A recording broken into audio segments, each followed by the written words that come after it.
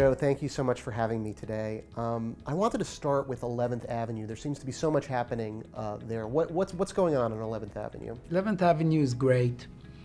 We have 4 million square feet of projects that are in different stages.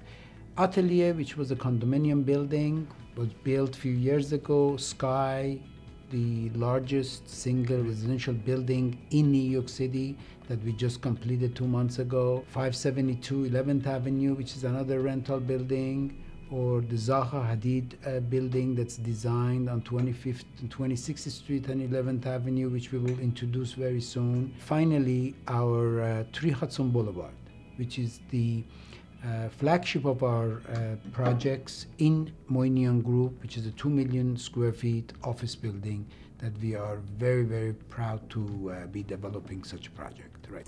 Now, Joe, obviously you've been invested in 11th Avenue for a very long time, many years now. What was it that first sparked your interest?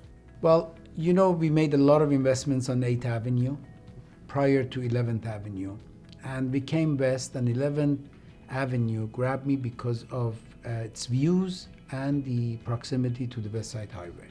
We're on a buying spree of buying full blocks, meaning from one traffic light to the other. So whatever I could buy 20 years ago until a few years ago, I just kept on buying. Now it's very, very interesting because we're starting to look to purchase again on west side of Manhattan. I wanted to talk to you about the NBA store that you guys have in Midtown. How is that doing? NBA store, as part of the lease, they don't have to report to us how they're doing. But right. I think every time I pass by Fifth Avenue and I sort of look inside the store, there's always plenty of customers in there. So Fifth Avenue is doing very, very well. And there is a little phenomenon that's happening on Fifth Avenue that makes Fifth Avenue even stronger than before.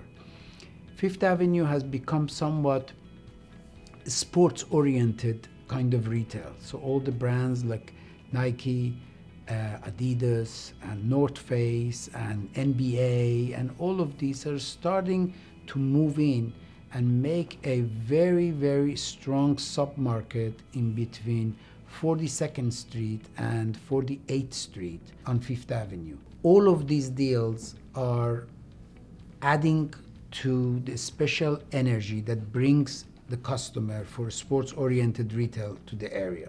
Fifth Avenue is getting stronger and better every day due to this concentration of the sports goods kind of retail. Joe, now tell me, where do you think we are in the real estate cycle at the moment? I think, it is one thing what I think. I always think positive, but it's also think what America thinks, right? Look at the stock market.